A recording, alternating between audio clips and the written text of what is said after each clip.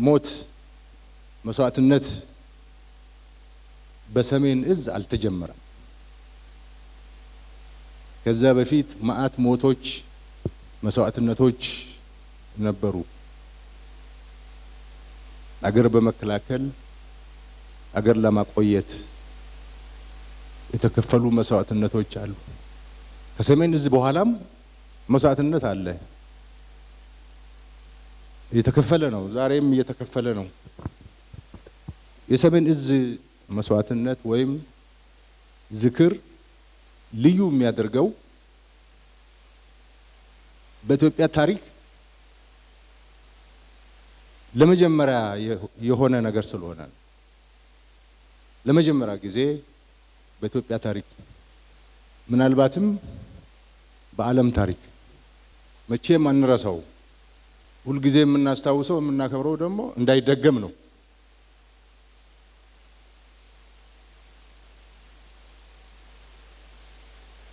ጥቅምት 24 ማታ ጀምሮ በሕግ ማስከበር ዘመቻ ሰራዊታችን መቀሌ እስኪገባ ድረስ ተኝተን አናቅ። እንቅልፍ ዝር አላለብንም። እኔ በግሌ ባለኝ እድሜ መቼ ነው በጣም የደነገጥከው ቀን፣ መቼ ነው ያዘንከው ቀን ብሉን ጥቅምት 4 ነው። ከጥቅምት 4 በላይ የደነገጥኩበት ያዘንኩበት አንገት የደፋውበት ቀን የለም።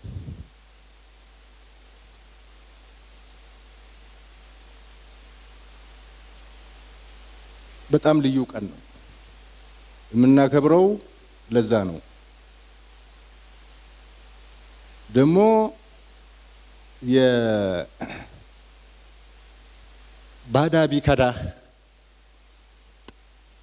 ባዳ ቢከዳ የማታውቀው ቢከዳ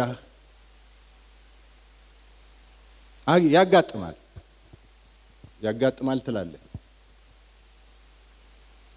ወገን ሲከዳ ግን ወገን ከርቶ ደግሞ ክዳት ብቻ አይደለም ሲጨክንብህ ግን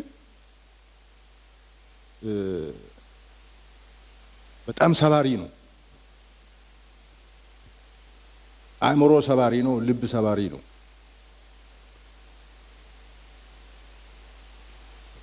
ሰሜን እዝ ትግራይ የገባው ባድመ ላይ ሆኖ ዛላምበሳ ላይ ሆኖ ጾረና ላይ ሆኖ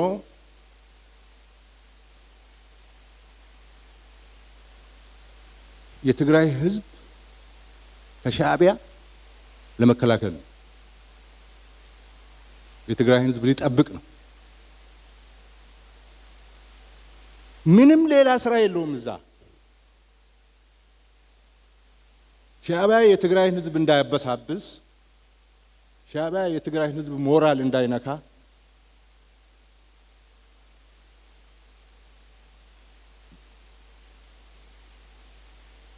ለትግራይ ህዝብ እኔ ነኝ ያለሁት፣ እኔ ነኝ የትግራይ ህዝብ ምሽግና አጥር ብሎ ነው እዛ የተቀመጠው። እሱ ብቻ አልበቃው። ትግራይን በማልማት ነው ሰሜን እዝ ያሳለፈው። መከላከያ ሰራዊት እንደ ትግራይ ትምህርት ቤት የሰራበት ክልል የለም። ጤና ጣቢያ የሰራበት ክልል የለም። አርሶ አደሩን አግዞ ግብርና ላይ የተሰማራበት የለም።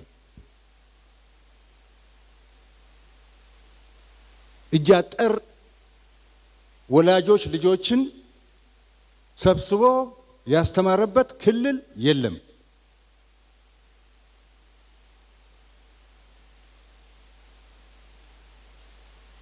ከዛም አልፎ ለትግራይ ጀግኖች ሐውልት የሚሰራ ሰራዊት ነው የነበረው ሰሜን እዝ።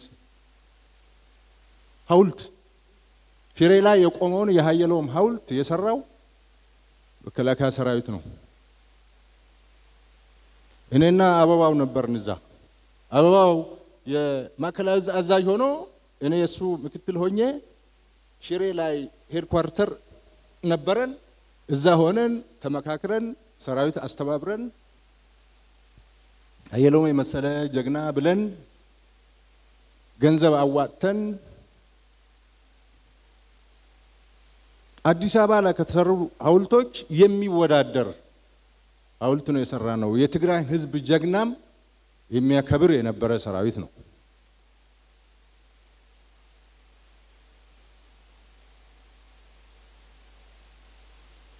አንደኛ ይሄ ሁኔታ አለ። እየጠበቅነው እያገዝነው የነበረ ህዝብ ነው።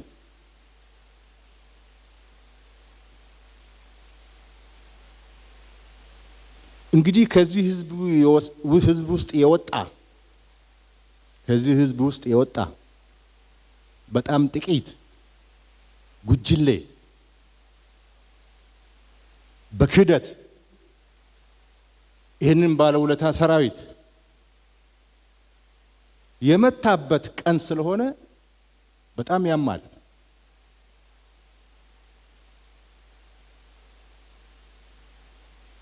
ስለዚህ ልዩ ቀን ነው።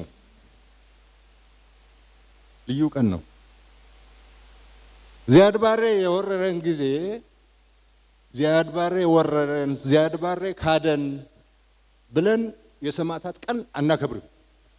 የድል ቀን ነው የምናከብረው።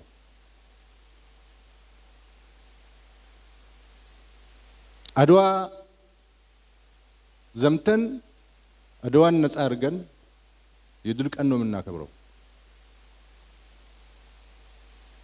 የክህደት ቀን አክብረን አናውቅም።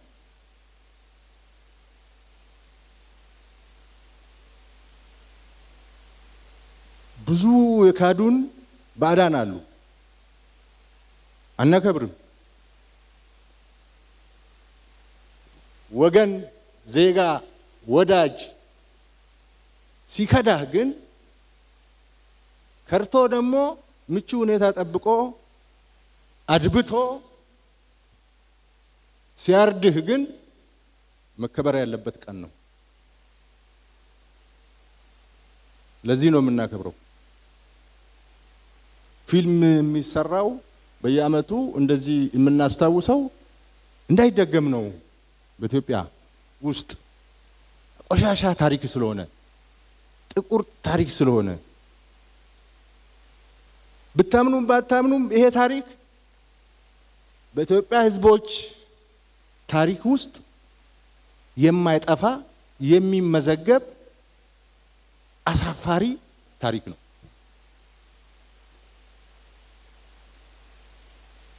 ጥሩን እየመረጥን ካልጻፍን በስተቀር አሳፋሪ ታሪክ ነው። የክህደት ቀን ነው። ወንድም ወንድሙ ላይ የጨከነበት ቀን ነው። ለዚህ ነው የምናስታውሰው፣ እንዳይደገም ነው የምናስታውሰው። በጣም ልብ የሚሰብረው ደግሞ ሲያዙን፣ ሲመሩን፣ ሲያዋጉን፣ ሲያደራጁን የነበሩ ሰዎች ገልብጥ ብለው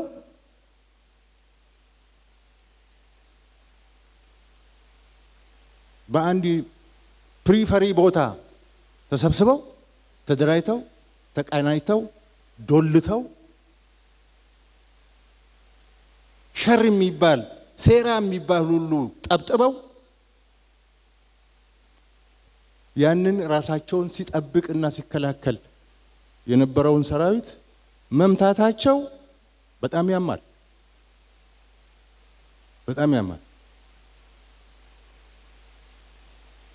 ስዩም መስፍን እኮ የኢትዮጵያ የውጭ ጉዳይ ሚኒስትር ሆኖ ደረቱን ነፍቶ በአደባባይ በውጭ ሀገር፣ በአፍሪካ መድረክ፣ በዓለም መድረክ ሚናገር የነበረው ያ ሰራዊት ስለነበረ ነው።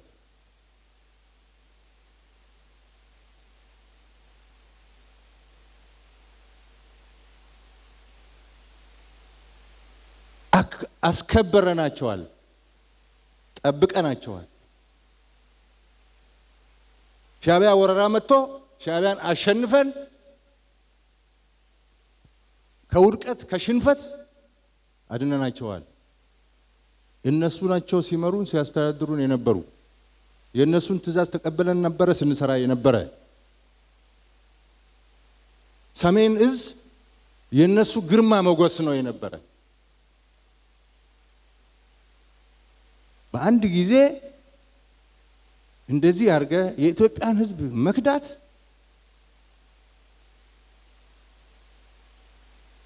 የታሪክ ጠባሳ ነው። የታሪክ ጠባሳ ነው።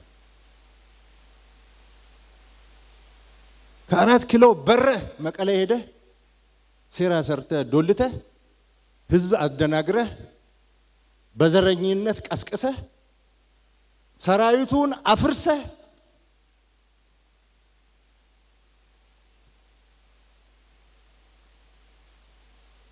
የመጨረሻው የዚህ ሀገር ምሽግ ሰሜን እዝ ነው ብለህ ሰሜን እዝን ማፈራረስ በጣም ክህደት ነው። ከኔ ጋር የበሉ ጀነራሎች አሉ። ከኔ ጋር ጓደኛ የነበሩ ጀነራሎች አሉ።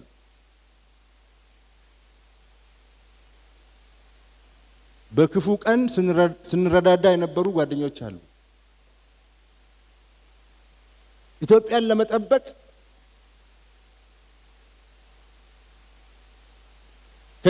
ከኛ ጋር ሆነው አብረን ሆነን ሀሳብ ስናንሸራሽር የነበራቸው ሰዎች አሉ። በአንድ ጊዜ ተገልብጠው ጠላት ሆኑ። ላይ ኢትዮጵያ ላይ ያን ጊዜ እኮ 2013 እኮ መንግስት አዲስ ነው። በእግሩም አልቆመም። ሰራዊቱንም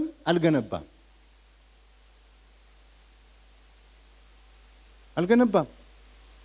አንድ ጥይት አልገዛም። ራሱም አልተረጋጋም። ሁሉም ፖለቲከኛ ነኝ ባይ እየወጣ በየዞኑ የሚበጠብጠው የነበረ መንግስት ነው። ታስታውሳላችሁ?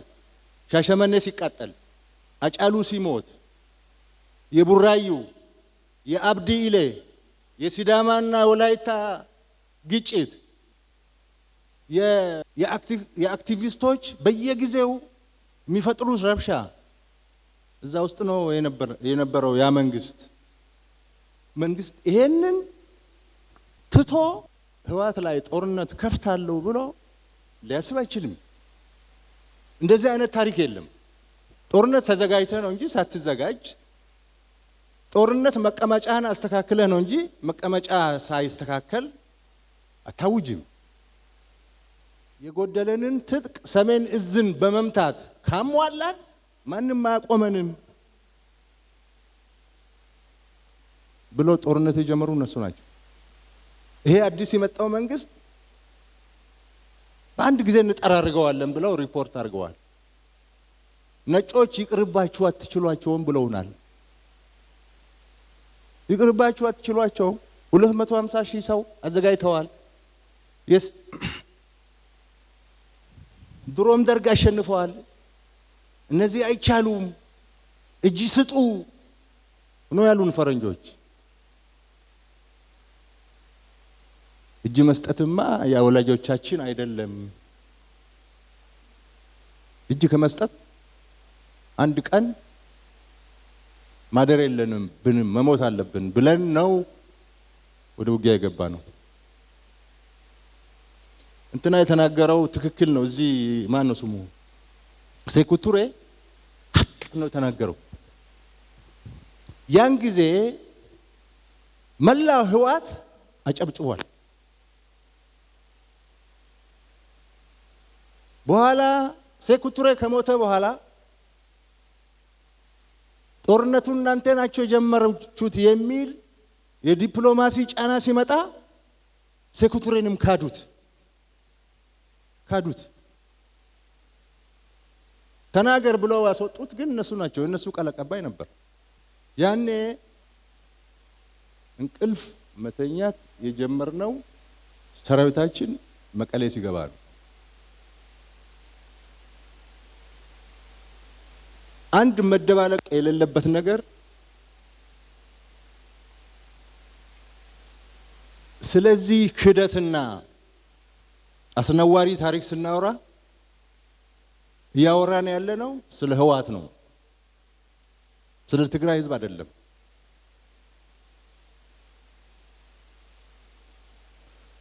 ህወሓትም በሙሉ አይደለም፣ ህወሓት ራሱ በሙሉ አይደለም። ምክንያቱም አንዳንድ ጊዜ ነገሮች ጅምላ የሆኑና አገር የሚጎዳ ድምዳሜ ላይ ይደረሳል። እኛ እኮ ህግ ማስከበር ብለን ራሳችንን ለማከላከል መልሰን ስናጠቃ የትግራይ ህዝብ ምንድነው ሲል የነበረ? ኧረ ጉድ፣ ኧረ እዝጊዮ፣ ምን አይነት ክደት ነው? እንዴት እንደዚህ ይደረጋል? እያለ በልጆቹ ያፍር ነበር።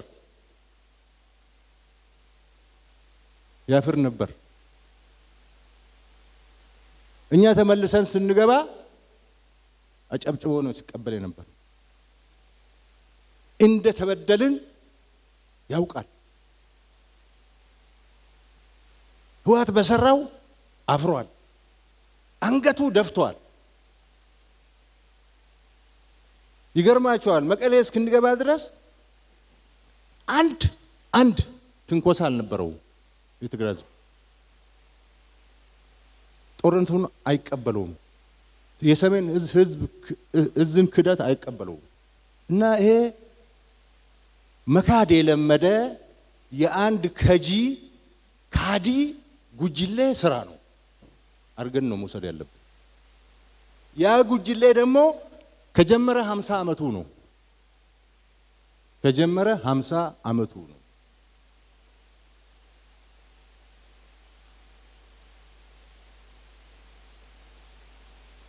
ግብጾች ሻዕቢያን ቀጥረው ሻዕቢያ እሱን ቀጥሮ ኢትዮጵያን ወግቶ ባህር በርና ያሳጣንና አገር ያስገነጠለ ካዲ ነው። ኑ እንታረቅ ብሎ የፖለቲካ ድርጅቶችን በእርቅ መድረክ ጋብዞ በሬ አርዶ ያረደ ካዲ ነው። ሰሜን እዝ ላይ ደገመውም እሱ ነው። አሁንም በየቀኑ ይክዳል።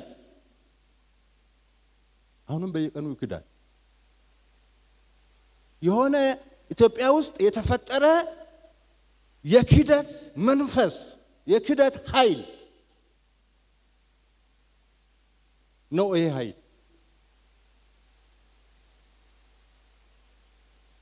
ኃይል እስካልተነቀለ ድረስ ኢትዮጵያ ሰላም አታገኝም።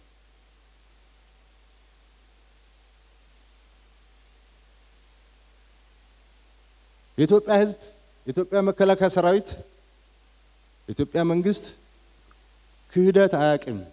ክደን አናውቅም። ኢትዮጵያ የአርበኞች ሀገር ነው። ከድሮ ጀምሮ ዛሬም የአርበኞች አገር ነው። አርበኞች ናቸው አገር አቆይተው እዚህ ያደረሱት። መከላከያ ሰራዊት የአባቶቹን የአርበኝነት ነው የወረሰው። ለዚህ ነው ሁልጊዜ የሚያሸንፈው።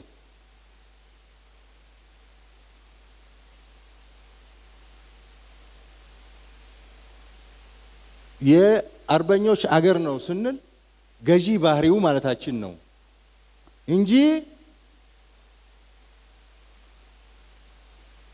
ኢትዮጵያ ባንዳማ አላት። ቀላል የማይባል ባንዳ አላት። በየዘመኑ እሱ ነው የታየው።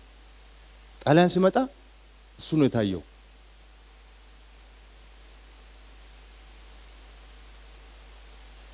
ዚያድ ባሬ ሲመጣ እሱ ነው የታየው። ግብጽ ሲመጣ እሱ ነው የታየው። ቱርክ ሲመጣ እሱ ነው የታየው። ደርቡሽ ሲመጣ እሱ ነው የታየው።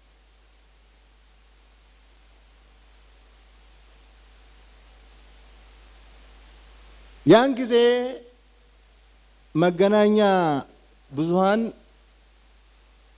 ኮሙኒኬሽን ቴክኖሎጂ ስላልነበረ በደንብ አይታወቅም።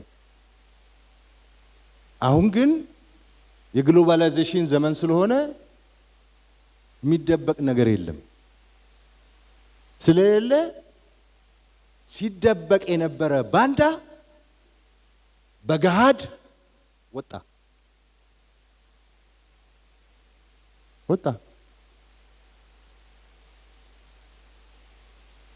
ደሞ አፍሩም ሚዲያ ላይ ወጣው ባንዳነታቸውን በገሃድ ይናገራሉ። አፍሩም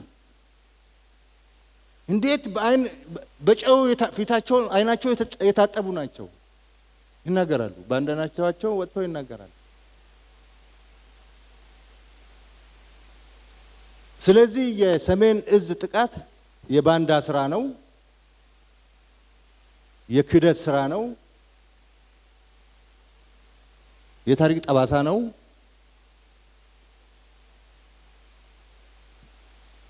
የድሮ የነበሩ ባንዳዎች ዘመናዊ መገለጫ ነው።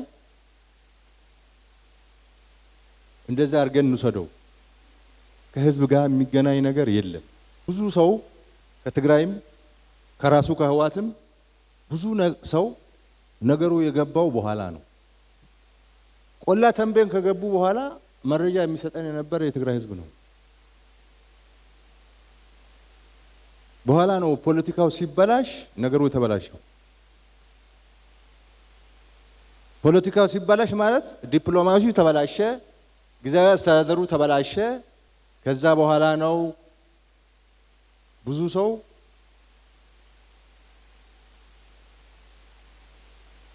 ይሄ ነገር ምን ማለት ነው ማለት የጀመረው። እናት ልጇን ወዳ ፈቅዳ ሰጠች የሚለው የህዋት ትርክት በጣም ውሸት ነው። የትግራይ እናት ልጄ ይሙትልኝ ብላ ሰታታቅም። አስገድደው ነው የሚወስዱት። አስገድደው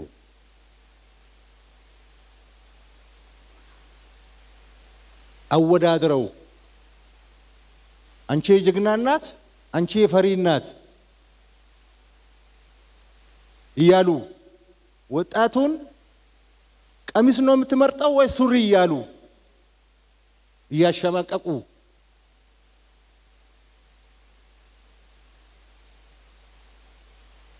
ቀሚስ የለበሱ ሴቶቻችን እኮ በጀግንነት ወድቀዋል።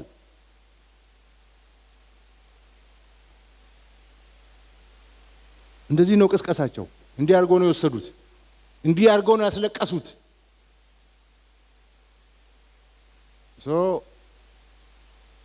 ካሁን በኋላም እናስለቅሳታለን በሚል እየሰሩ ስለሆነ የትግራይ ህዝብ ራሱን ነፃ ማውጣት አለበት። የህዋት ጉጅሌ ወንጀለኛው ጉጅሌ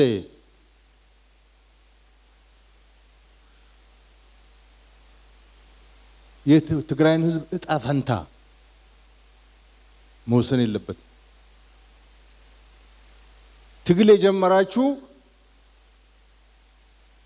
ትግራይ ሰላም ያስፈልጋታል ብላችሁ ተደራጅታችሁ ተሰባስባችሁ መታገል የጀመራችሁ አላችሁ። በህዋት መንገድ አንመራም ያላችሁ የትግራይ ወጣቶች አላችሁ። እያለቀሳችሁ ያላችሁ እናቶች አላችሁ። ትግራይ ከዚህ በላይ መሸከም አትችልም።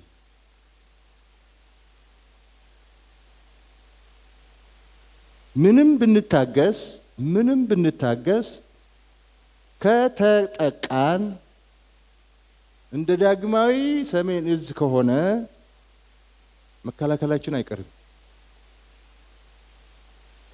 ጦርነት እኛ ብቻ ማስቀረት አንችልም። ይሄ ታሪክ እንዳይደገም ሁሉ ጊዜ በየአመቱ ማስታወስ አለብን።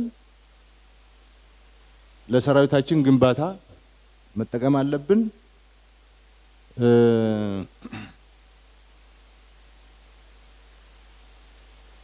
ለዛ ነው ዛሬ ይሄ መድረክ የተዘጋጀው።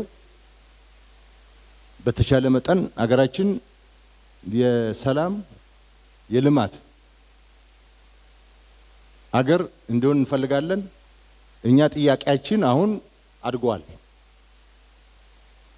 ጥያቄያችን አድጓል። ሲታፈን የነበረ ጥያቄ ወደ አደባባይ ወጥቷል።